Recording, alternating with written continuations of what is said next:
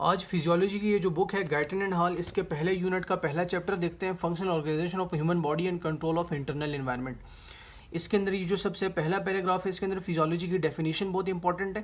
To explain the physical and chemical mechanism that are responsible for origin, development and progression of life. ठीक है, और बाकी इस paragraph को आपने ऐसा पढ़ लेना। इसके अंदर यहाँ एक वर्ड है pathophysiology, which deals with the study of disordered body function and the basis of clinical medicine. इसको आपने कर लेना है। इसके बाद सेल शुरू हो जाता है, वही जो मैट्रिक लेवल से हम सेल पढ़ते आ रहे हैं वही है।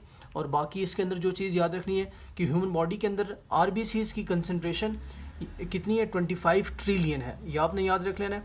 और टोटल इंटायर बॉडी में कितने सेल्स होते हैं, 35 to 40 ट्रिलियन ह्यूमन सेल्स पाए जाते हैं। और बाकी इस पैराग्राफ को आपने रीड दे देनी है। अभी चलते हैं, इसमें जो micro organism living in the human body है, आउट नंबर ह्यूमन सेल्स हैं। इसके अंदर माइक्रोबायोटा जो यूज़फुल बैक्टीरिया हैं वो माइक्रोबायोटा उसको कहते हैं। और जीआईटी के अंदर 400 to 1000 यूज़फुल माइक्रो ऑर्गेनिजम्स पाए जाते हैं। अभी आगे चलते हैं जी, extra cellular fluid the internal environment. ये देखें जी, ये हमारे पास एक सेल है, ठीक है, ये इसका एक्स्ट्रा सेलुलर मैट्रिक्स है और ये अंदर वाला इंट्रा सेलुलर मैट्रिक्स है। याद रखिएगा, ये एक्स्ट्रा सेलुलर मैट्रिक्स को हम इंटरनल इन्वायरमेंट भी कहते हैं। और इसके अंदर ये जो याद रखने वाली बात है इस पैराग्राफ में, about 50 to 70% of adult human body is fluid mainly of water solutions of ions. ये आपने याद रख लेना है। और इसके साथ साथ आपने ये याद रखना है कि यही जो एक्स्ट्रा सेलुलर फ्लूइड है, ये 1/3 आउटसाइड इस स्पेस को कवर किया हुआ है इस एक्स्ट्रा सेलुलर फ्लूइड ने। और बाकी आपने अंदर ये यही याद रखना है कि extra cellular fluid is also called internal environment, और इसका जो दूसरा नाम है माइलियो इंटीरियर। और इसको आपने याद रखना है, और for the first time Claude Bernard ने इसको डिस्कवर किया था। और बाकी आपने इसको ऐसे रीड दे देनी है। अब देखते हैं differences between extra cellular and intra cellular matrix देखते हैं। तो आपने फिंगर टिप्स पर याद रख लेनी है कि एक्स्ट्रा सेलुलर मैट्रिक्स के अंदर हमारे पास sodium, chloride, bicarbonate, oxygen, glucose, fatty acid, immuno acid और कार्बन डाइऑक्साइड पाया जाता है। इसी तरह जो इंट्रा सेलुलर है उसके अंदर पोटाशियम, मैग्नीशियम, फॉस्फेट और जो प्रोटीन्स हैं वो पाई जाती हैं। ठीक है, अब इसके बाद आते हैं जी होम्योस्टैसिस के ऊपर। होम्योस्टैसिस की डेफिनेशन एज सच आप देख लेना।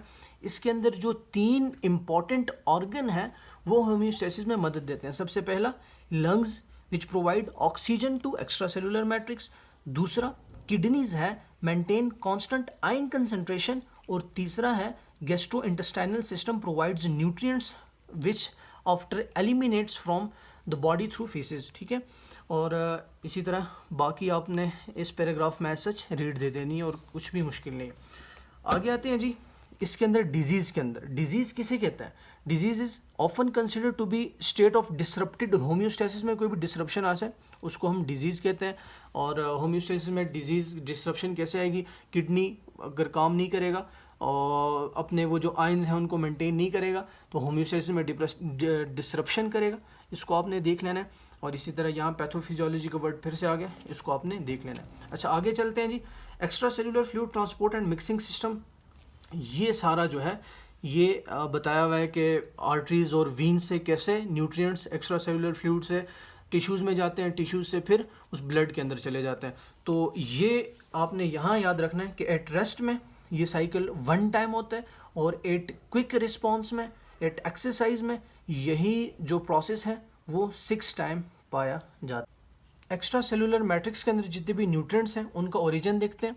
सबसे पहले आपने इसमें 4 चीज़ें याद रखनी है, रिस्पायरेटरी सिस्टम, जीआईटी, लिवर और मस्कुलोस्केलेटल सिस्टम आपने याद रखना है। रिस्पायरेटरी सिस्टम के अंदर जो ऑक्सीजन है वो एक न्यूट्रिएंट है, वो ब्लड के साथ मिलकर extra cellular matrix of blood में चला जाता है। और इसी तरह जीआईटी के अंदर आपने याद रखना है कि जितने भी कार्बोहाइड्रेट्स हैं, फैटी एसिड्स हैं, इम्यूनो एसिड्स हैं, ये रैपिडली एब्जॉर्ब्ड हो जाते हैं जीआईटी वाले एरिया से into the extra cellular matrix of blood. और आगे लिवर में आ जाए, लिवर जो है जितनी भी न्यूट्रिएंट्स हैं उनको यूज़फुल फॉर्म में कन्वर्ट कर देता है। बाकी आपने ऐसे इसको एक रीड दे देनी है। इसी तरह जो मस्कुलोस्केलेटल सिस्टम है ये किस तरह हेल्प करता है, also provide motility for protection against adverse surrounding, ये आपने याद रखना है। अब आगे जाते हैं जी, removal of metabolic end products. और यही जो हमने ऑर्गन्स पढ़े, इसी तरह रिस्पायरेटरी सिस्टम के अंदर जो वेस्ट प्रोडक्ट है कार्बन डाइऑक्साइड, ये निकल जाता है विच हेल्प्स इन होम्योस्टेसिस। अब किडनी के अंदर आते हैं कि different end products of cellular metabolism such as urea and uric acid, ये किडनी में किडनी से ये यूरिन के थ्रू हमारे पास रिमूव हो जाता है विच हेल्प्स इन होम्योस्टेसिस। बाकी आपने इसको एज सच रीड दे देनी है, ये क्रिएटिनिन और यूरिया पुअरली फॉर्म में जो एब्जॉर्ब होता है, ठीक है।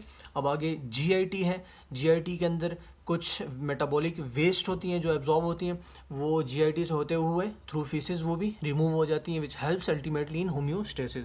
इसी तरह जो लिवर है, लिवर देखें इज डिटॉक्सिफिकेशन और removal of ingested drugs and chemicals, जो जितनी भी डीएमाइनेशन होती है ये भी वेस्ट प्रोडक्ट है, ये फिर थ्रू किडनी होते हुए निकल जाती है। और बाकी जितने भी जो किडनी से जो लिवर है, ये जो बाइल है, the waste into the bile to eventually eliminated into the faeces. बाकी आप इसको एक रीड देते हैं, ठीक है। अब आगे देखते हैं रेगुलेशन ऑफ बॉडी फंक्शन, ये भी हेल्प करती है इन होम्योस्टेसिस। तो इसके अंदर आपने नर्वस सिस्टम और हार्मोनल सिस्टम को आपने याद रखना है। और एक चीज़ आपने याद रखनी है कि ये जो नर्वस सिस्टम है, ये हमारे पास मस्कुलर एंड सिक्रेटरी एक्टिविटी इसको ये रेगुलेट करता है, और जो हार्मोनल सिस्टम है, जितने भी मेटाबॉलिज्म है, वो हार्मोनल सिस्टम हमारा रेगुलेट करता है। अब नर्वस सिस्टम में देखें, आप पढ़ लें, जैसे सेंसरी इनपुट पोर्शन है, सेंट्रल नर्वस सिस्टम है और मोटर आउटपुट है, ये सारी चीज़ें होम्योस्टेसिस में हेल्प करती हैं। और बाकी आगे हार्मोनल सिस्टम में 3 हार्मोन आपने अपने जहन में रखने, थायराइड हार्मोन है, एड्रीनोकॉर्टिकल हार्मोन है, पैराथायराइड हार्मोन है। थायराइड हार्मोन क्या करता है, increase the rates of most chemical reaction, ठीक है, जिस तरह इंसुलिन कंट्रोल्स ग्लूकोज मेटाबॉलिज्म है, ठीक है। अब दूसरा हार्मोन जो है एड्रीनोकॉर्टिकल हार्मोन, ये सोडियम और पोटाशियम को कंट्रोल करता है। पैराथायराइड हार्मोन जो बोन कैल्शियम एंड जो फॉस्फेट है उसको कंट्रोल करता है। बाकी आपने इन सबको एक रीड दे देनी है। अब चलते हैं प्रोटेक्शन ऑफ बॉडी, जो बॉडी प्रोटेक्ट रहेगी तो होम्योस्टेसिस मेंटेन रहेगा।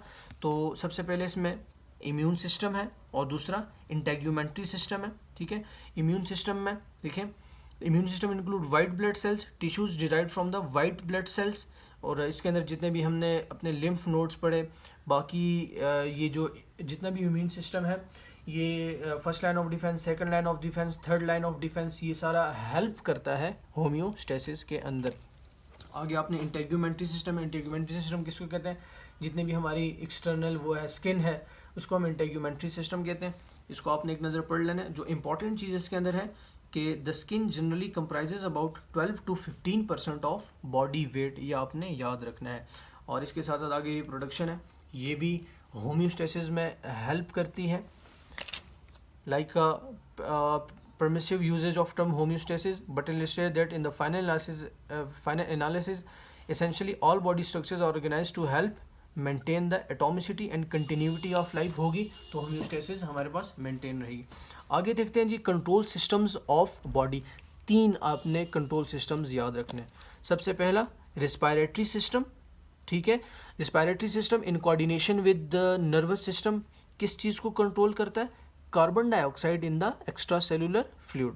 अच्छा, दूसरा आपने याद रखना है लिवर और जो पैंक्रियाज है ये कंट्रोल करता है glucose concentration in the extra cellular fluid. तीसरा आपने याद रखना है जो किडनीज हैं वो रेगुलेट करते हैं concentration of hydrogen, sodium, potassium, phosphate and other ions in the extra cellular fluid, आपने ये याद रखना है।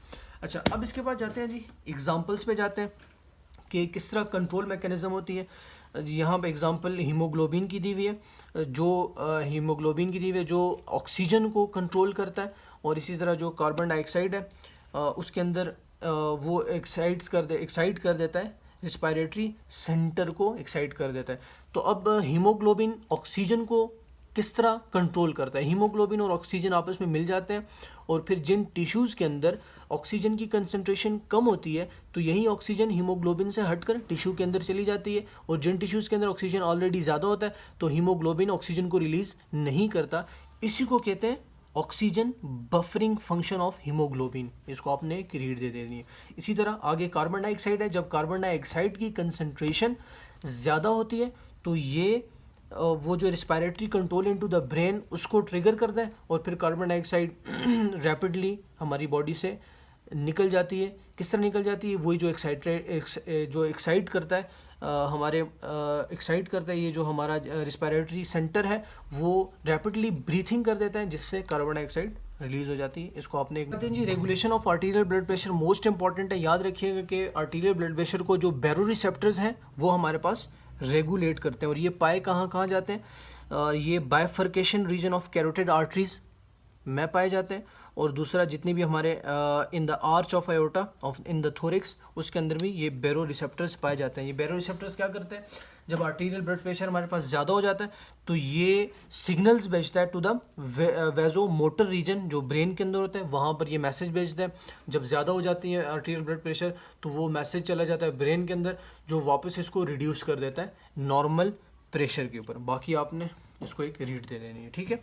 अब आगे देखते हैं जी नॉर्मल रेंज जो है वो हमारे पास कितनी है, ये इसमें अंदर आपने आगे वैल्यूज़ याद रखनी है, ठीक है। सबसे पहले आपने याद रखना है इसके अंदर कि जो पोटाशियम है अगर ये 1/3 डिक्रीज़ हो जाए तो पैरालिसिस काज हो जाती है, ठीक है। और दूसरी आपने ये याद रखना है कि यही पोटाशियम 2 और मोर देन 2 टाइम्स अगर इंक्रीज़ हो जाए तो जो हार्ट मसल्स हैं वो डिप्रेस हमारे पास हो जाएंगे। Heart muscle is likely to be severely depressed हो जाएंगे।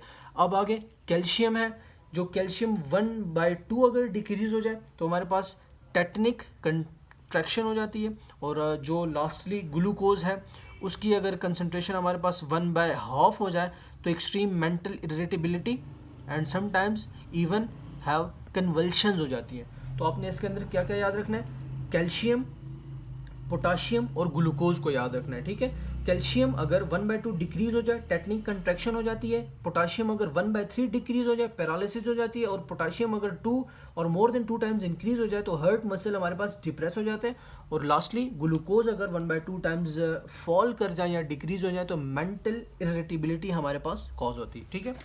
अब यहाँ देखें जी कैरेक्टरिस्टिक्स ऑफ कंट्रोल सिस्टम, ये नेगेटिव फीडबैक मैकेनिज्म आ जाता है हमारे पास, इसको आपने पढ़ लेना है, सच वही FSC वाला है तो आप इसको कर लेंगे। अच्छा, अब ये बहुत इंपॉर्टेंट है कि गेन ऑफ कंट्रोल सिस्टम क्या होता है। अच्छा, इसको गेन ऑफ कंट्रोल सिस्टम को इस तरह समझते हैं कि देखें जी गेन ऑफ कंट्रोल सिस्टम में जो आर्टीरियल ब्लड प्रेशर है वो उसके हम रिलेट करते हैं। इसके अंदर ये जो लिखा हुआ है इसको आप थोड़ा सा यहाँ से समझ लें कि एक पेशेंट है हमारे पास, उसके जो बैरो रिसेप्टर्स हैं वो काम नहीं कर रहे हैं, उसको हमने ब्लड ट्रांसफ्यूजन कर दी, किसी और का ब्लड लगा दिया, ठीक है। अब उसके बैरो रिसेप्टर्स काम नहीं कर रहे। बैरो रिसेप्टर्स क्या करते हैं?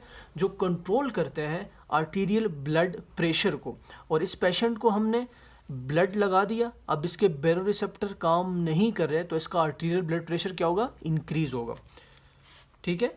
अब हमने इसके baro receptor is not working, blood transfusion हमने की, arterial blood pressure increases from 100 mm of Hg to 175 mm of Hg, इसके अंदर इतना आर्टीरियल ब्लड प्रेशर इंक्रीज हो गया, ठीक है। अब दूसरा पेशेंट आया जिसके बैरो रिसेप्टर काम कर रहे थे, तो उसका आर्टीरियल ब्लड प्रेशर कितना इंक्रीज हुआ? Arterial blood pressure increases from 100 mm of Hg to 125 mm of Hg।